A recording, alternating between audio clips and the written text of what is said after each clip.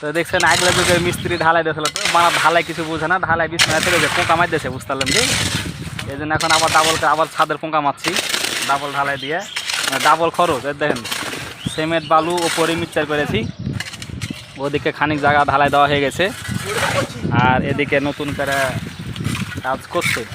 তো যাদের যাদের ছাদে পানি রয়েছে যায়, ছাদ রয়েছে যায়, পরে আবার প্লাস্টারের সমস্যা হয়, হ্যাঁ তারা এইভাবে করে ছাদ দিয়ে দেবেন নতুন করে, তাহলে আর সমস্যা না। আর ওদিকে সমর বলছে যাদের এরকম প্রবলেম সমরকে ঠিকাদারকে খবর দিবেন, উনি যা কন্ট্রাক্ট নিয়ে কাজ আপনার কাজ সাথে সাথে করে দিবে নাকি তো সমর। হ্যাঁ যোগাযোগ করবেন তাইলেই বাস। যে আমাদের নিতাই আছে হেড মিস্ত্রি, হ্যাঁ দেখেন এগুলা মিস্ত্রি মধ্যে সব ঢাকা থেকে আসছে, বাইরে আবার চলে যাবে।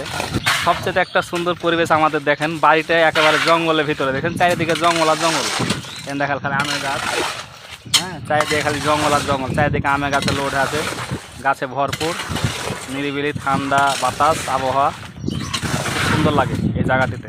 ছাদটা একটু ড্যামেজ হওয়ার মতন হয়ে গেছিলো, বৃষ্টির পানি হলে মানে জায়গা জায়গা ছাদটা একটু উঁচানুচি ছিল, বৃষ্টির পানি হলে পানি ধরে রাখতো, যার কারণে ছাদটা রেখে যেত।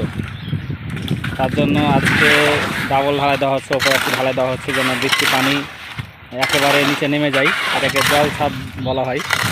তো জল ছাদের চাইতে একটু মোটা ঢালাই দেওয়া হচ্ছে এখানে।